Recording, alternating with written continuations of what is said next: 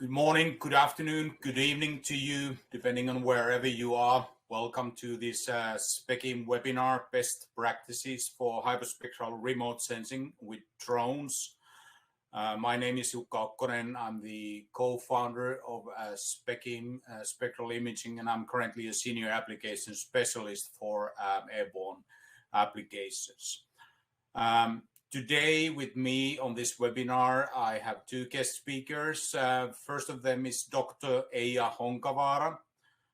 She's a research professor at the Finnish Geospatial Research Institute and National Land Survey, FGI. And she's also a docent at the Aalto University in the field of automatic systems in photogrammetry. Her current research focuses on drone geoinformation and artificial intelligence technologies for environmental remote sensing. And our other speaker today is Mr. Niko Koivumäki. He works as a research scientist at FGI and is a PhD student at Aalto University. His research focuses on development of novel technologies for drone data capture, georeferencing, and object geometric modeling. He has been responsible for drone integration of Specim AFX10 and AFX17 at FGI and the development of georeferencing procedures. Before we start the presentation, I will briefly tell you about the duration of the webinar. So the presentations take about 40 to 45 minutes, and in the end of the session, we will have a Q&A session up to 15 minutes where we will do our best to try to answer all of your questions. Feel free to post the questions into the Q&A part of the webinar, and as I said, in the end, we will answer those questions. During the webinar, there will be also a few polls, and please reply to those as well. We would appreciate to get your feedback on those. Okay, so enjoy the webinar. I would like to give the speech to Eija. So Eija, take it away. Welcome to this webinar, Best Practices for Hyperspectral Remote Sensing with Drones, Practical Experiences with Specim AFX10 and AFX17 at Finnish Geospatial Research Institute, FGI. My name is Eija Honkavaara, and I work as a research professor in the Department of Remote Sensing and Photogrammetry at FGI. My research focus is remote sensing using drones. So, we hope that you find this presentation useful. Content of this presentation is the following.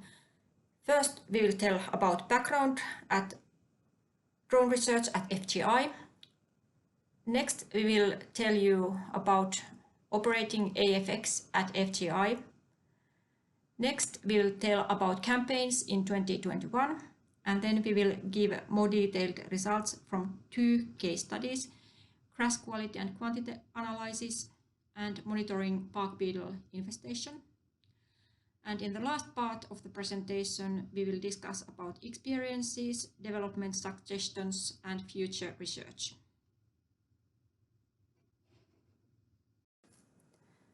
First, a few words about research at FGI.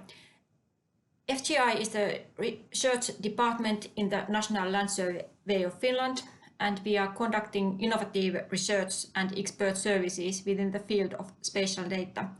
We have approximately 150 research staff. FGI has been active in drone research since 2008, and we have had experiences in hyperspectral drone imaging since 2011. Our focus areas in hyperspectral imaging include new sensors, quantitative remote sensing data calibration and processing, automatic drone applications in forestry, agriculture, and environment. We have a facility of state-of-art drones and equipment, and they include both commercial and in-house hardware and software.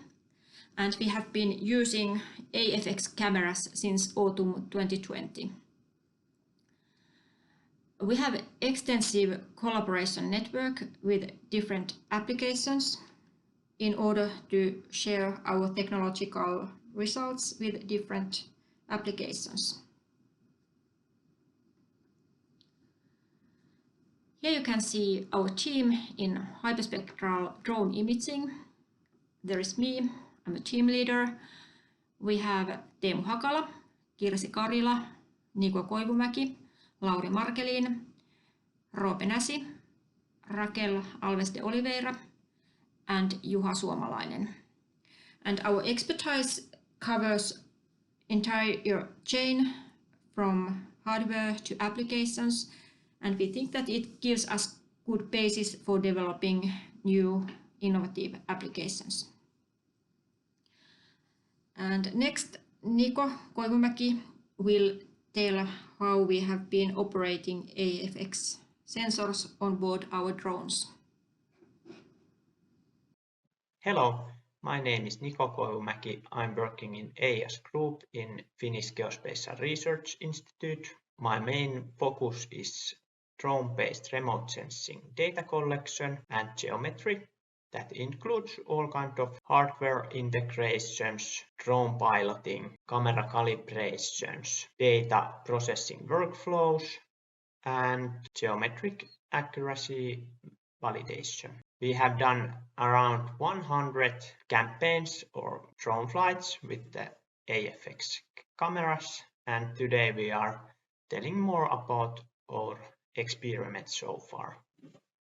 Next, I will tell you how we have been operating AFX cameras at FGI. That includes our drone platform, fixed and gimbal setup, campaign planning, campaign implementation, and I will also shortly introduce you our helicopter flights done this year with AFX cameras. We have been using DJI Matrix 600 Pro drone with AFX cameras. It's this medium-size drone with dimensions of 1.7 meters wide, 1.5 meters depth and 0.7 meters height. It weighs with the batteries 10 kilos and recommended maximum payload is 5.5 kilograms. DJI has listed flight time of 38 minutes without payload and with maximum payload 18 minutes in this static no wind situation. In our flight campaigns with 4.6 kilogram payload, we usually got 12 to 15 minute flight times, but we are also powering our gimbal from drone batteries. Its maximum speed is 18 meters per second. It has quite a good wind resistance of 8 meters per second. This drone is not produced by DJI anymore, and we are currently looking new drone platforms for next year. This fixed setup seems to give us smooth image quality by filtering out most of the noise and shocks caused by drone and wind. We are also later in this presentation comparing our fixed setup image quality to this gimbal setup image quality.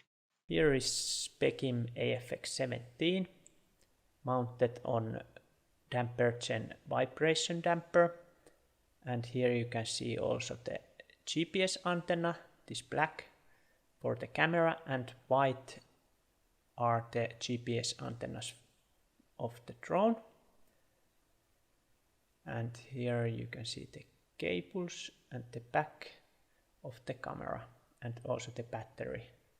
Top of the drone is for Specim AFX.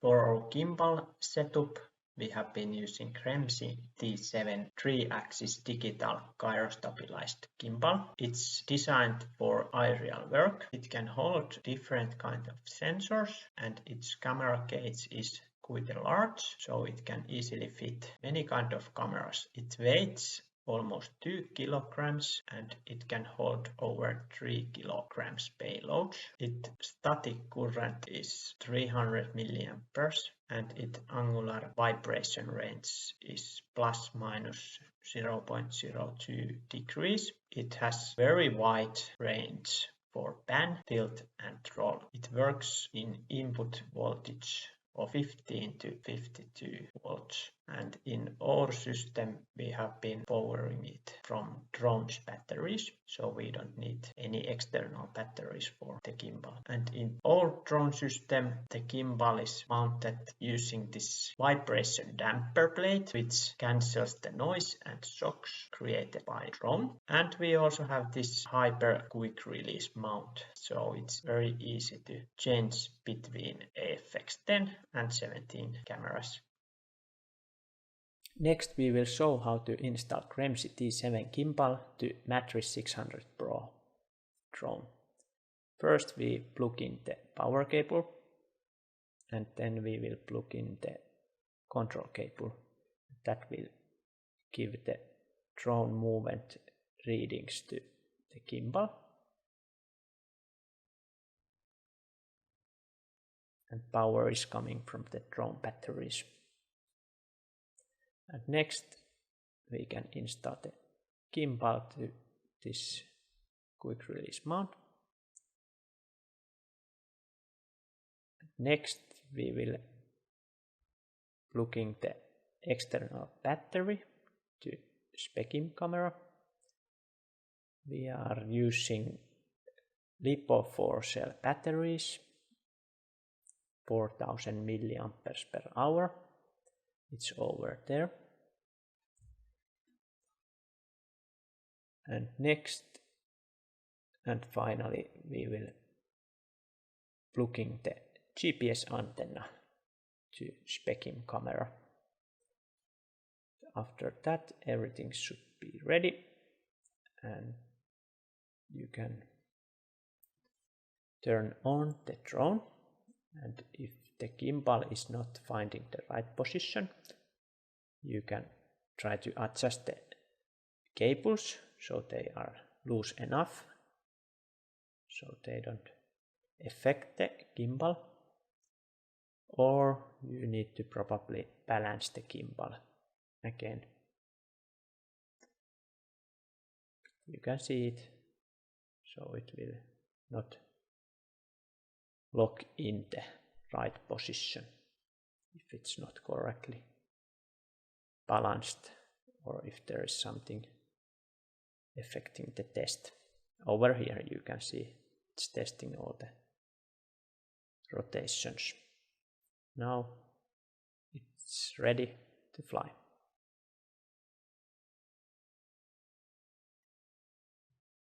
And next we show you how to balance the Specim camera in this Gremsy gimbal.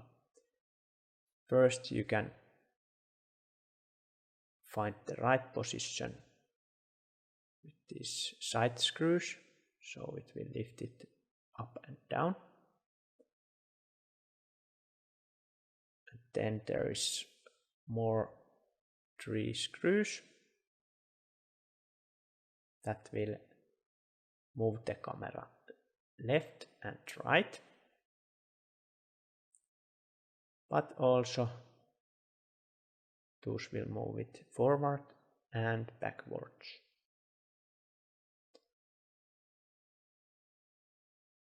And basically you will need to find the stable spot for the camera in all different positions without gimbal turned on. So the power is off and it will freely find the stable position.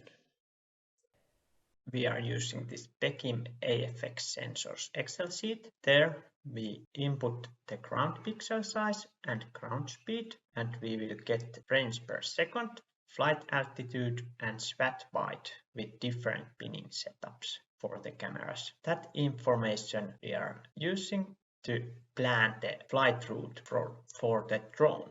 We have been using UKCS flight planning software. There we input the altitude, speed and flight line distance that we can calculate from SWAT wide, and we have usually aimed for at least 20% overlap between the lines.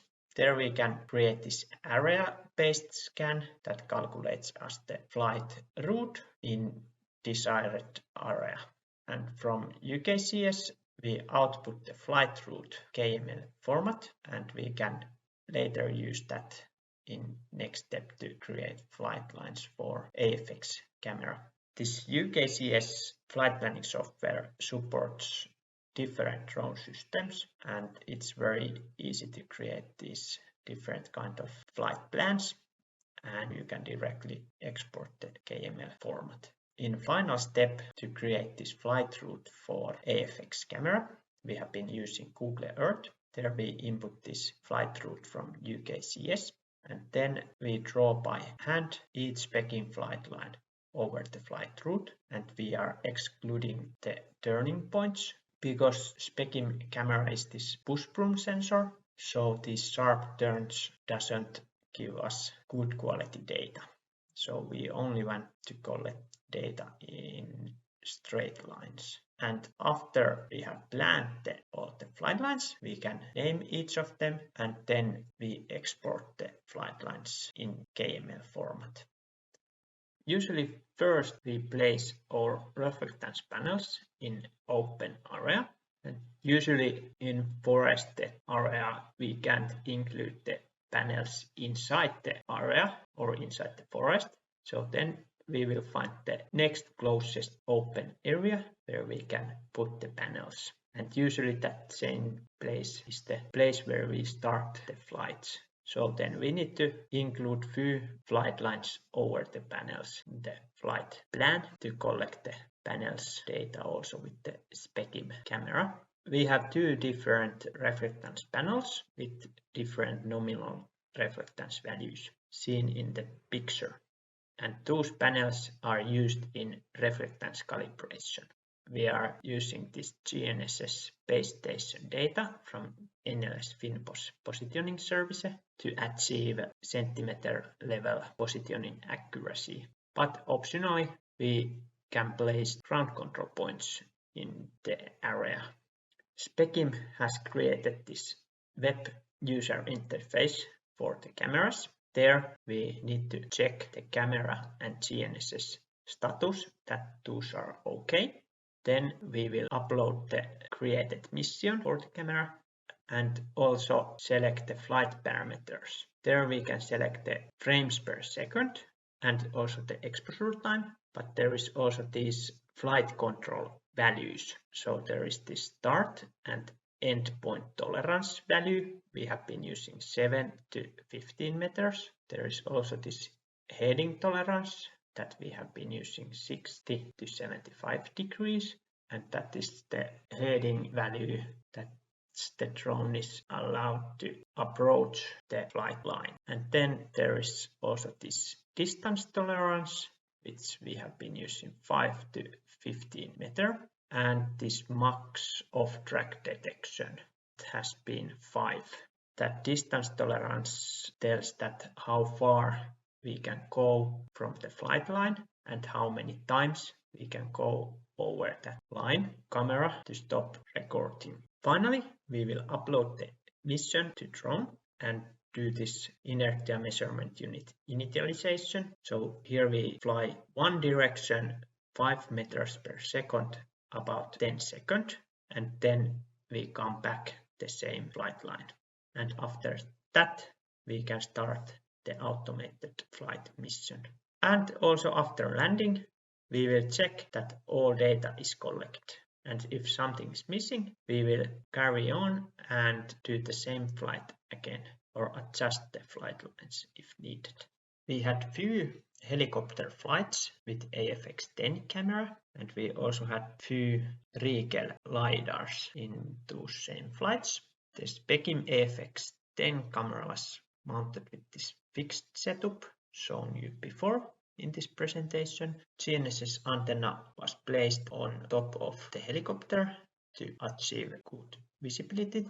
The flying altitude was 80 meters, flight line distance was 50 meters, and we did this double grid flight line pattern seen in the picture. We had 3 different campaigns. One was in Evo and Kalkkinen, and There we have many of these small forest research plots, and in Espoonlahti there is this urban test area, and also in Helsinki area was carried out these forest health measurements. Next, we will present our campaigns and case studies in 2021. There are 3 slides about this. First, we have had campaigns in agriculture. There have been altogether 39 successful flights, and 33 of them have been in grass quality and quantity studies, 5 in krill species and varieties studies, and 1 in soil. Here is just a list of these campaigns, and the color indicates if there are some time series analysis. Next, there are forestry flights. There are altogether 25 successful forest flights.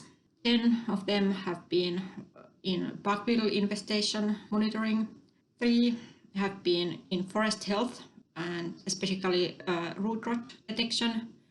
And then we have had extensive time series data collection to validate Sentinel forest data products. And lastly, there are some other campaigns. We have had 4 borosite calibration flights. Then we have made some power line inspecting flights. And then there have been helicopter flights in forest inventory, forest health, and urban area studies. Now we will present results from case study silage grass production management. Up-to-date grass quantity and quality information is relevant for the silage grass production management. Quantity information includes dry and fresh biomass, and quality information includes parameters such as crude protein, digestibility, nitrogen content, nitrogen uptake, and many other parameters as well. In Finland, silage swards are harvested 2 to 3 times per summer, and especially during the first harvest, the yield increases rapidly while the digestibility decreases, and the optimization of the harvesting time is a very challenging task. Our previous studies have shown that it's possible to measure crop parameters using drones. However, currently the practical approaches include laboratory analysis, some manual in situ measurement, and then there are also some measurement equipment like Yaras and sensor. And objective in our study is to develop low-cost drone-based techniques for estimating quality and quantity parameters of growing grass sward for helping decision-making in silage production process. And we want to replace these laborious techniques with digital drone-based technique. Our key collaborators in this topic come from Natural Resources Institute Finland, Jere Kaivosoja, Oiva Niemeläinen, Panu Korhonen, and Markku Niskanen. Test area in this study was nitrogen trial at Lukemaninka, and there were altogether 15 different fertilization levels and 4 replicates and 64 reference plots as shown here, these blue areas. And we used data from third harvest from beginning of September. The drone campaign was carried out 1 week before the harvest. Drone flight included 6 flight lines. There were 30% side overlap between the flight lines. Flight height was 100 meters and speed 7 meters per second. For hyperspectral camera, we used for AFX17 binning 1 in both spectral and spatial regions. We got 224 bands and ground sample distance of 11 centimeters. For AFX10, we used 2 times spectral binning and 1 time spatial binning. So there were 224 bands and ground sample distance was 7 centimeters. We had in the area panels for reflectance calibration, and then the illumination conditions were varying. About data processing in georeferencing, the GNSS IMU processing was carried out by Ablanix Postback UAV. We used virtual reference station data from FinPOS GNSS service of NLS, and we used polarized angles from previous calibration flights. We used photogrammetric digital surface model with 1 meter point spacing, and we made the flight line rectification using Caligeo Pro. We noticed that there were approximately 10 pixel mismatch in mosaic borders, and we repeated polarized calibration with the campaign data, and that fixed the problem, and we got very accurate georeferencing. And for radiometric processing, we made radiance calibration using Specim calibration files. Then we made a reflectance calibration using panels. With AFX17 data, we noticed that there were radiometric differences due to illumination changes between the flight lines, and we made a relative radiometric correction using the campaign data. Finally, we made the mosaicing with the DrawAcor 1.0 software. Here you can see the datasets. We had AFX10 with 7 cm ground sample distance, AFX17 with 10 cm ground sample distance, and then we also compared this hyperspectral data with GenMoose P1 RGB data with 2 cm ground sample distance, and Autumn multispectral data with 4 cm ground sample distance. And the parameters what we were estimating were dry matter yield, digestibility, nitrogen uptake, and indigestible neutral detergent fiber INDF. Here you can see results of the spectral data, and here are examples from low and high nitrogen fertilization for AFX10 and AFX17. And these gray bars shows the areas where this spectra of these two cases are statistically significant. And in this analysis, we filtered out noise bands. So you can see that these two fertilizing levels, they differ significantly in most of the bands. And here are results from crop parameter estimation. These are root mean squared errors in percents, normalized values. We used a random forest estimator, and this method is described in our previous articles. In the accuracy evaluation, we used leave one out method, and you can see the results here. AFX17, AFX10, combination of AFX10 and AFX17, AFX10 vegetation indices, multispectral Autumn data, then combined RGB and multispectral data, and then RGB data. And these circled values show the best result what was obtained. Hyperspectral data outperformed multispectral data with 10 to 17%. And this, for most of the parameters, AFX10 vegetation indices provided the best result. For D-value, dry matter yield, and nitrogen uptake. For INDF, AFX17 gave the best results. And the correlation coefficients were also very good. For nitrogen uptake and dry matter yield, it was almost perfect, 0.97. For ANDF, it was 0.68, which is still quite good. D-value 0.46, which is also still acceptable. And our plan is to make some further optimization with additional datasets and vegetation indices.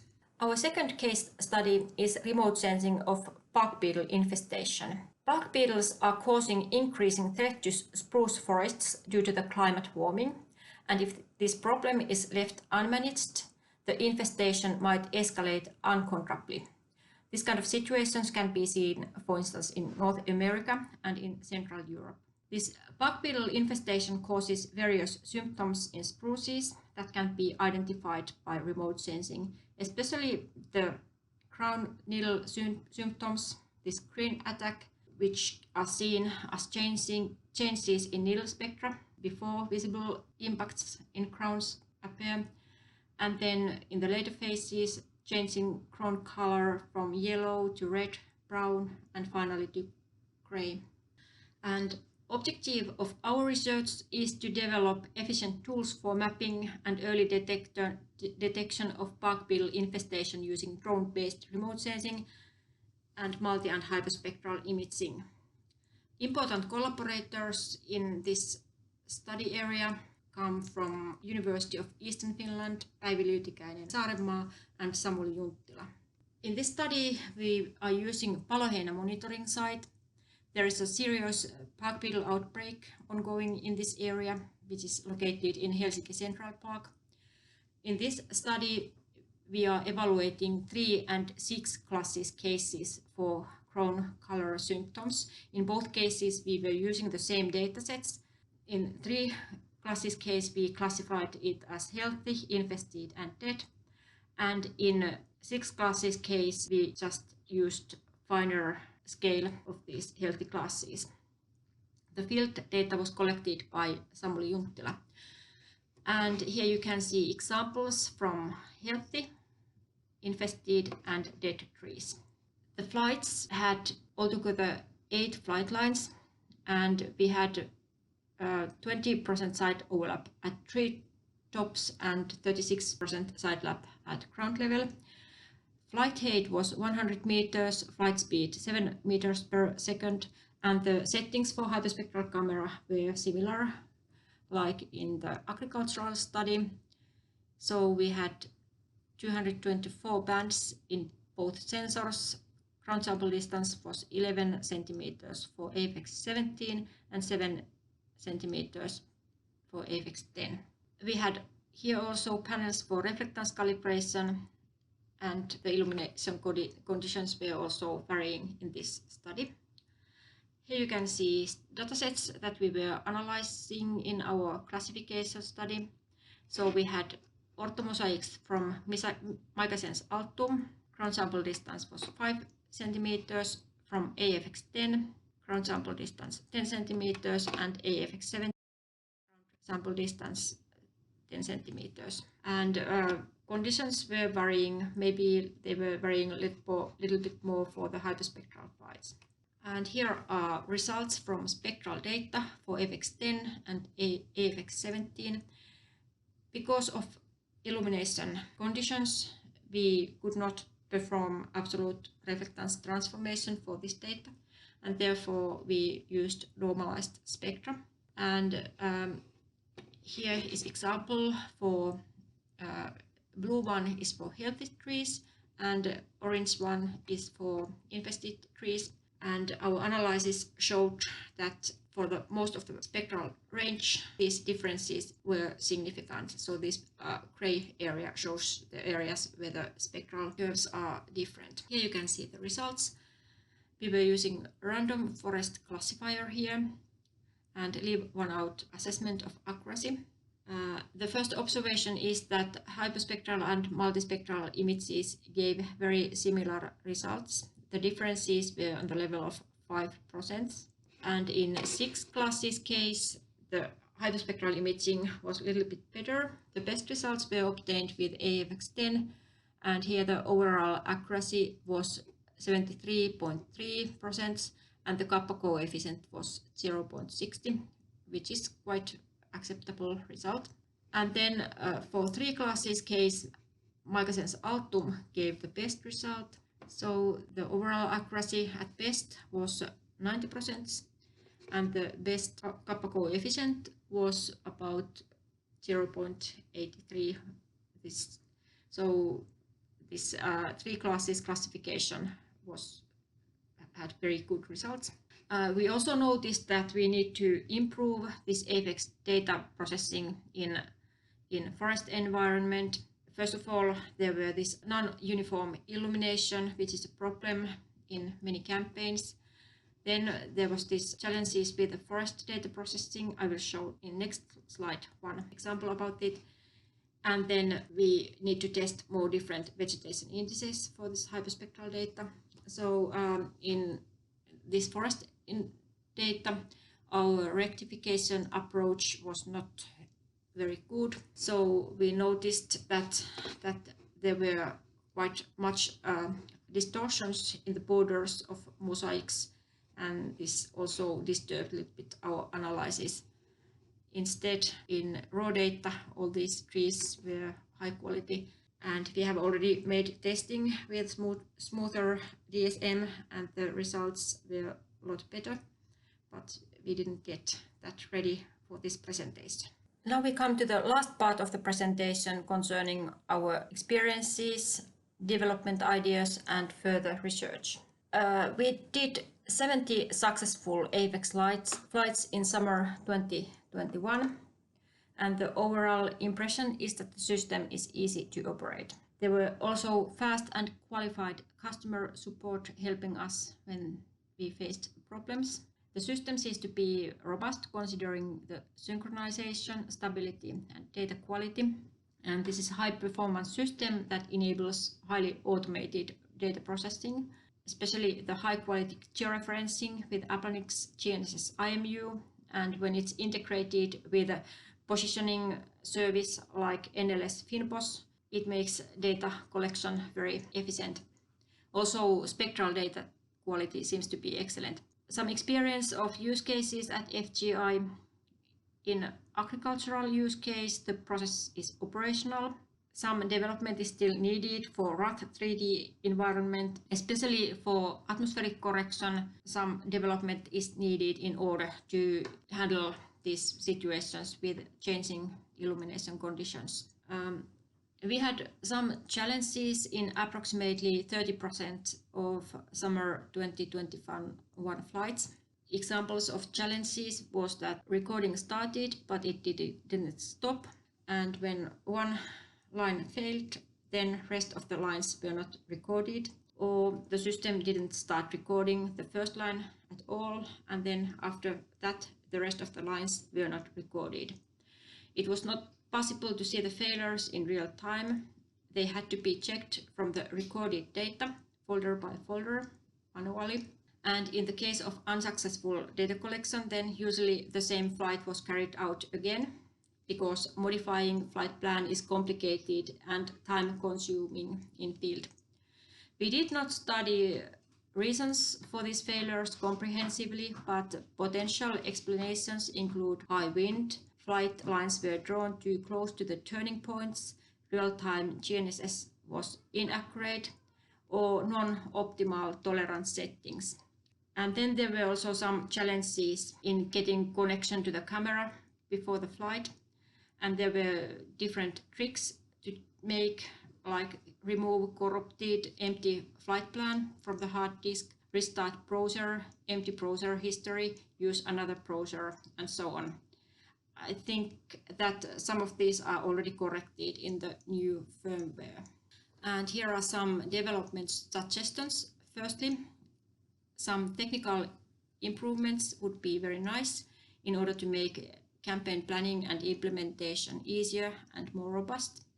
For instance, improving efficiency of flight planning, improving reliability of starting and stopping of flight lines, increasing intelligence in flight operations and in failure recovery, automatic recording of reasons of failures in log file, and then improving robustness of communication between web user interface and the sensor. Then a few suggestions concerning data processing in order to make it more automatic and accurate. We would propose an integrated camera for collecting high spatial resolution images in order to make also the digital surface model that is needed in the rectification. Or potentially there could be also an integrated LiDAR.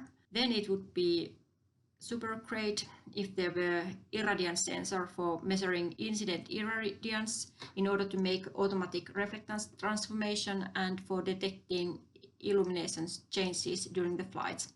For instance, Suomalainen et al. Has proposed good approach for that. Then some proposals for Caligeo Pro. We would propose that increasing the level of automation in the data processing chain would be good. For instance, Caligeo Pro doesn't support the file structure provided by AFX, so this could be quite easy to improve. Also, a little bit more complicated thing would be simultaneous block adjustment of parasite parameters and navigation data, potentially also with some ground control points. This kind of approach is used with normal camera images, and it would be good to have it also with push-broom scanner.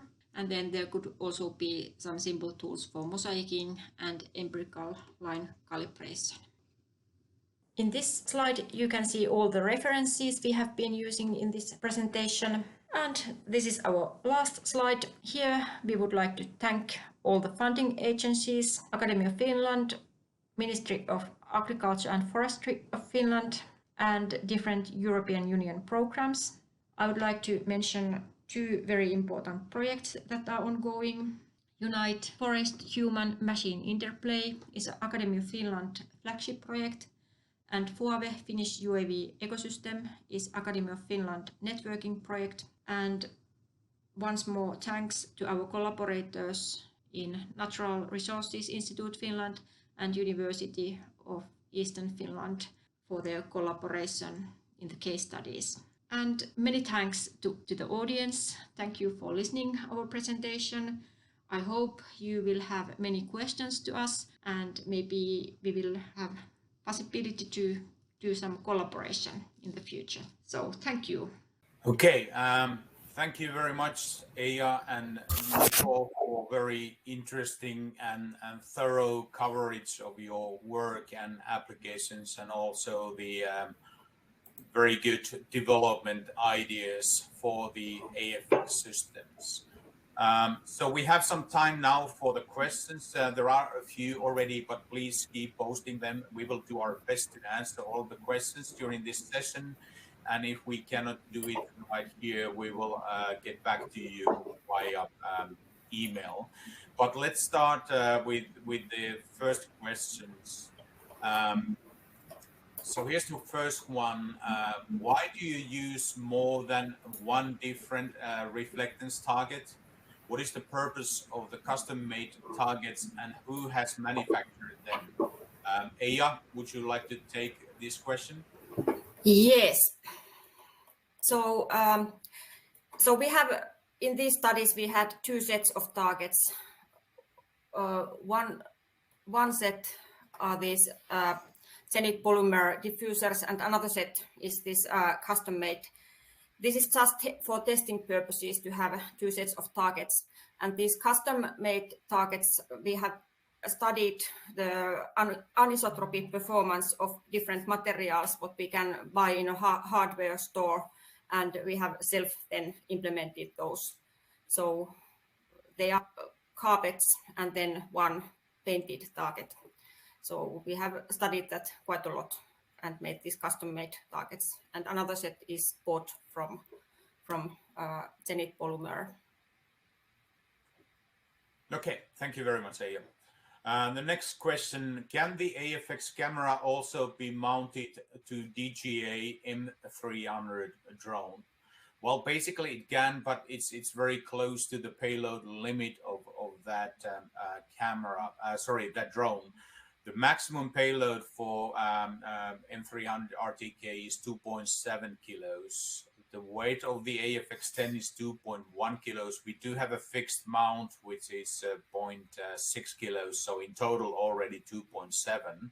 However, if you need to add some external battery to power AFX or use a special module called OSDK on M300, that adds some extra weight, and it's already above the payload limit of the camera. So we are not recommending the usage on that one.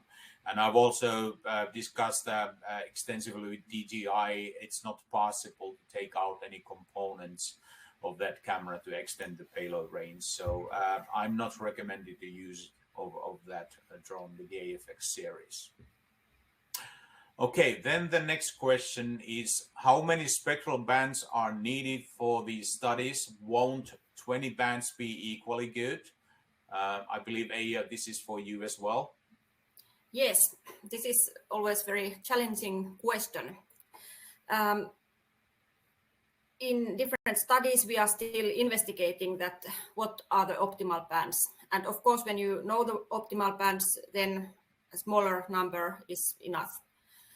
And also in some specific task, when like if we have this kind of forest, and like in our bark beetle study, where we already have identified that here are the spruces, then we can get quite good results with multispectral camera also.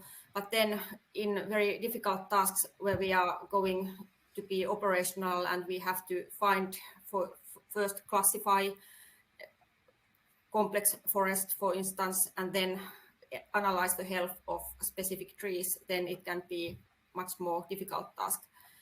And there the hyperspectral data can give advantages. But yes, there are many tasks where also less bands are sufficient. Okay. Yeah. Thank you, Eija. Okay, the next question, do you need GSD, ground sampling distance, to be in the order of 10 centimeter for grass and forest applications, or could you use larger pixel size? Did you use binning? Nico, would you like to take this question? Yeah, I think for this grass and forest ground sampling distance, at least in this grass studies, we have usually small study plots there. So for that, it's good to have this good ground sampling distance. And also if we are studying individual trees, it helps us to have better ground sampling distance. But probably if you are studying in field-wide grass fields, so then it might be possible to have coarser ground sampling distance also for those cases. And yes, we had spectral binning 2 for this Specim 10 camera, but for this Specim 17 camera we had no binning options select. Okay, so basically using spatial binning of 1, and I assume the question is related to spatial binning because they are talking about ground sampling distance. So of course you can bin spatially by 2 if you want to, but then your ground sampling distance will be doubled, or you need to fly lower with that one. But you can play with the settings a little bit depending on the local height limitations for the area and what is the ground sampling distance you want to have for the application. Okay, good. Thank you, Nico. Then the next question, can we know in detail about pest infestation in crops from airborne hyperspectral imaging? Okay, that's probably a rather broad question, but I'll give it to you, Eija, as well. Are you able to give some additional comments on that? So actually it's difficult to, does it mean that, what is the infestation, like classification of that? I'm not sure if this is a general question or if it's related to the studies that you have made, but maybe you can give some feedback based only on that.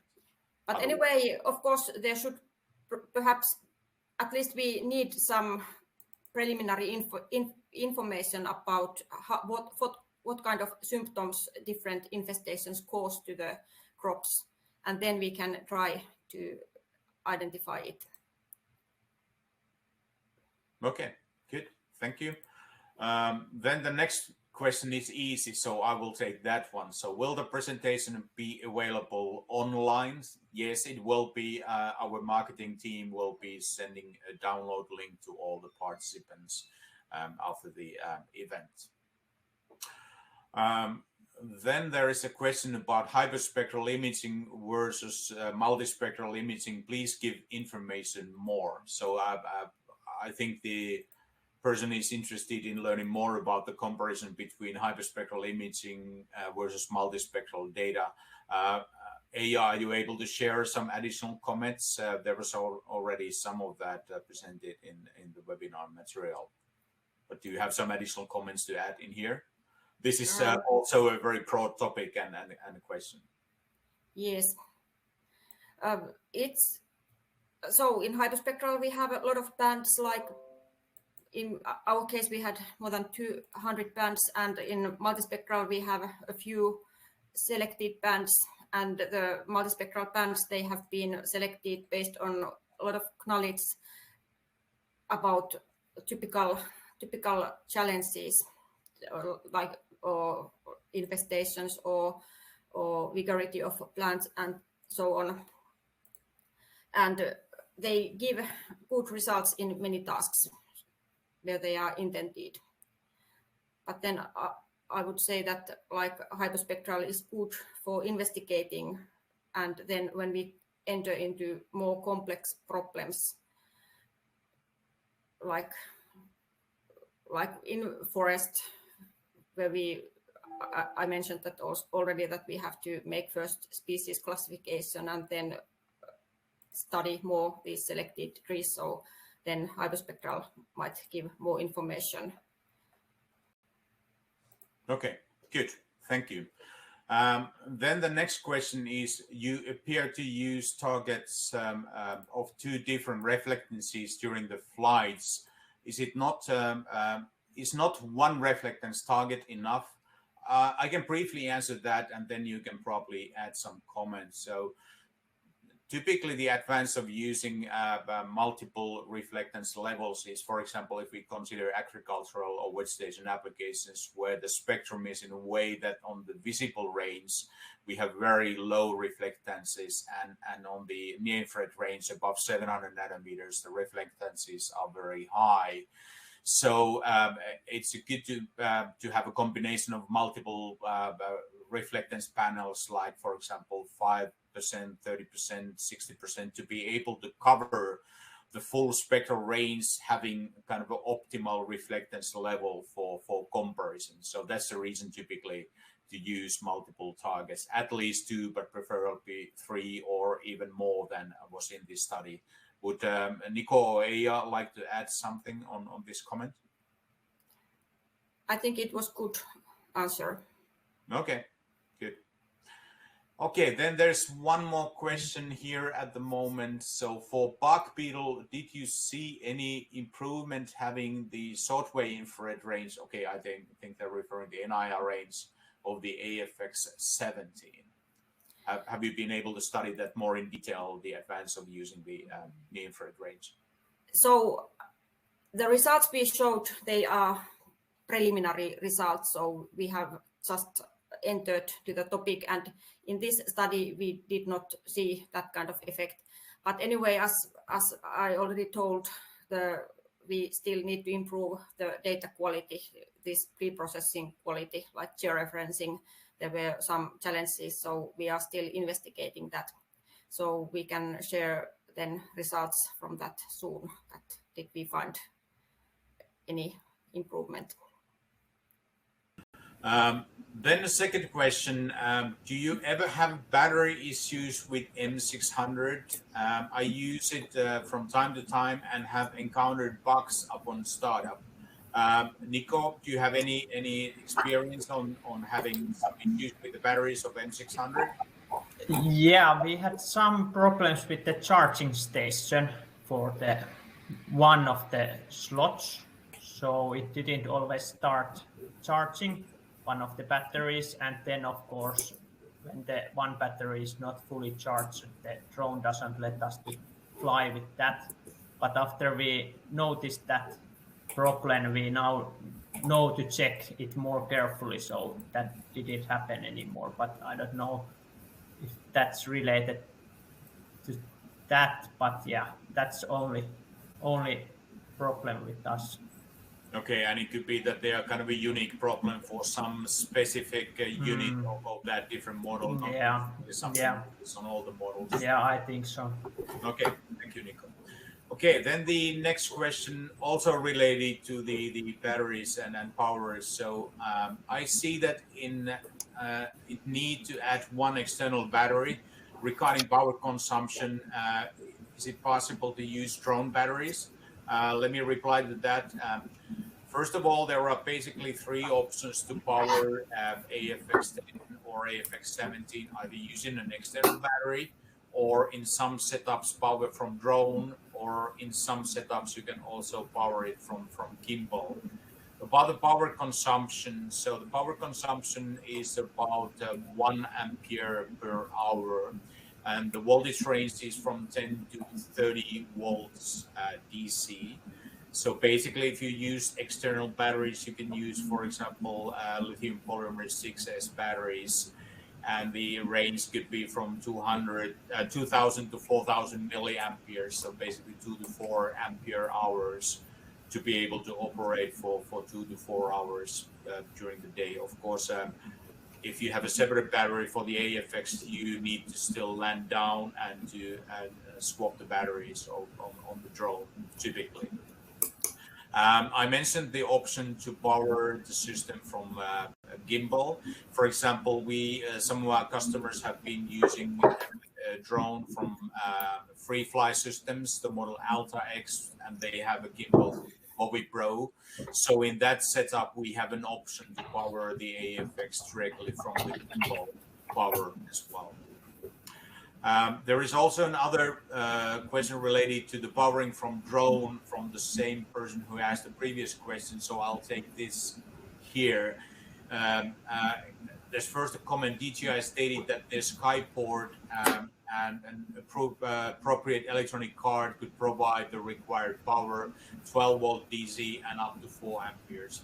Yes, that's correct. So we can use the 12 volt regulated output, and up to 4 amperes is plenty.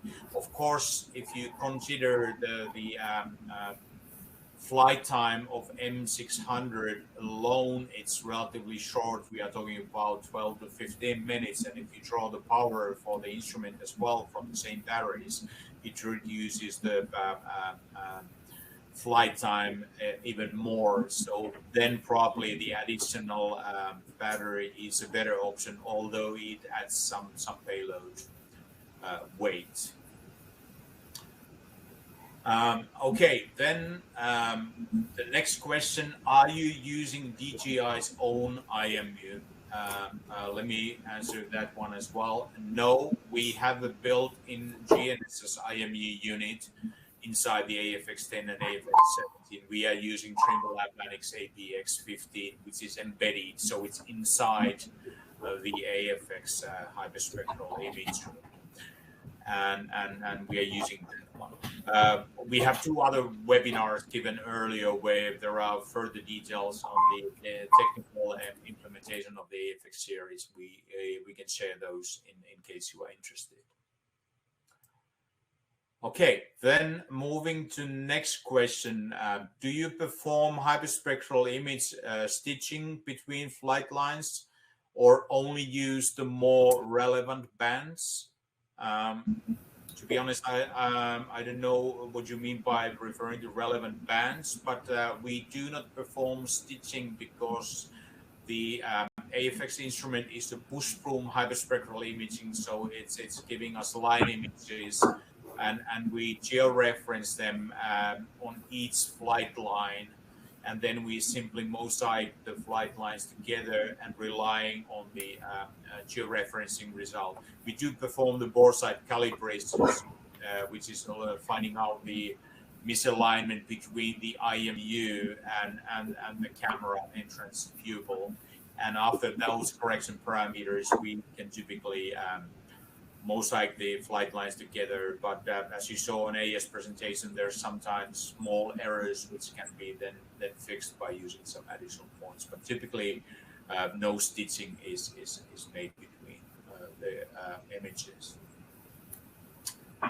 Okay, then moving into the next question, how many bands or spectral resolution have this camera? Okay, we can have up to 448 spectral bands. Typically 224 or 112 have been used, but maybe Eija, you can comment from your point of view of how many bands you have been using in most of your analysis. Are you able to give some feedback on that? Yes. So actually, currently in the applications where we use the sensors, we are studying that how many bands we need. So this is the optimization question, and it's still scientific research what we are making. So we have been using the full set of bands and then maybe calculating some vegetation indices and this kind of things. And then there are some noisy bands because some atmospheric influences also, so they are removed. Yes, thank you, Eija. And I would also add to that, and we have one specific feature in AFX series, which is called MROI, multiple region of interest. And this is a spectral multiple region of interest, which allows us to use flexible multispectral configuration and define the number of bands, band locations, and bandwidths in the software. So we can reduce the amount of hyperspectral data up to, let's say, 30 bands, 40 bands, 100 bands, 4 bands or 6 bands, and locate them anywhere within the spectral range just by changing the configuration parameters. So that's a very powerful tool when you know which spectral bands to use in your algorithm. So you can choose basically any number of bands. So it's much more flexible than just a typical multispectral instrument where you either need to change the filters or you even have the fixed band locations. Okay, then another question, can we get the presentations? Yes, the recording will be shared for the audience. What lens are you using? We are using a lens which is custom designed in-house for our cameras. The lens has the 38-degree field of view, and we always geometrically calibrate each lens of each system, and we focus that to infinity. So infinity in our case means distances which are longer than 10 meters. The geometric calibration of the lens means that we know very accurately the focal length of the lens and also the viewing angle of each pixel within the field of view. So that's a really good asset when we are making a very accurate georeferencing for each flight line. Okay, then the next question, what sort of analysis did you use to determine significant differences in the spectra between experimental treatments or healthy and infested trees, gray areas in your figures? I assume, Eija, this question is for you. Yes, we have used pairwise student t-test. Okay, good. Long question, short answer. Good, thank you. Okay, I think we have answered all the questions. There are some questions which have basically the same content than the previous ones that we already answered. So in case... I noticed there is one difficult question. Ah, okay, maybe I missed that. It's difficult. It was that how long does the processing take from acquisition to georeference product? Okay, so maybe you can give some feedback on that one. Yes, so we have not yet calculated so much that how much it takes. So there is this GNSS IMU processing, what we do in the post-processing mode in order to get the most accurate result. So it takes some time. It's not so accurate to use this RTK in this kind of system. And then, of course, we need DSM. You can calculate it from the campaign data, or of course, you can use some existing one also. So this is like in any remote sensing process. And then in Caliceo Pro, the processing is, in principle, it is very automatic, but then you have to, it's not perfectly tuned yet. So these were in my wish list that maybe that could be made a little bit more efficient still, the processing. I guess there are also some other software where this rectification can be made, like this Prague or other software. Yeah. And then of course, one challenging step is this atmospheric correction. So if you want to have very accurate, then it can require some work. But they were also in my wish list that there are possibilities to improve that also, including some hardware development and also software development. Yeah, that's true. But like I said, Santa is coming also this year, so hopefully overseas are coming through. Maybe I'll add some comments on that one. So of course, the performance of the Calibre Pro tools tool depends on what type of computer setup you have. So of course, nowadays it's good to have multiple SSD drives, system drive, and data drives, and the thinking of the different parts of the processing. So the radiometric correction of the data is very fast. We are talking about maybe per flight line, it's less than a minute for that. Then the georeferencing is the more time-consuming part. If you are using just the average ground elevation, it's very fast. We are talking about a few minutes per flight line on typical drone flight data. Then when you are using DSM model, like Eija said, it adds to that time. And there are, of course, DSMs with the different resolutions. So if you're using the ones which are available from publicly, so the raster is we are talking about meters or even more coarser, so it's faster to use those. But when we are using the DSMs which are closing to the pixel level, so a few centimeters or 10-20 centimeters, then of course the processing time will be longer as well in that case. Okay, I can see there is one more new question in here. Do you have any experience working with ground-based unmanned vehicles? Eija or Nico, do you want to answer from your behalf? I can then answer from our experience. Do you have any comments on that one? No, we have not operated ground-based unmanned vehicles. Yes, at Specim we have been using also the ground-based systems, so we are basically able to provide hyperspectral systems to be used on the rotary scanner to be scanning on the ground, or they could be installed on the vehicle as well. So we have those solutions as well. So we have your contact details to the person who asked the question. So we will be in touch and we are able to touch more in detail what type of system could be suitable for you. Okay, I believe we have covered all the questions and we have always exhausted our time. So I would like to thank very much Eija and Nico for giving this presentation. And I hope all of you found this presentation very interesting. Feel free to ask more questions from us or direct them directly to Eija and Nico. You are aware of the contact details. So thank you very much, and we will share the recording and the Christmas time and holiday time is coming. So very, very good holiday time to all of you, and thank you for joining us today, and see you next time. Okay, thank you very much. Have a good day and good night. Thank you. Bye-bye.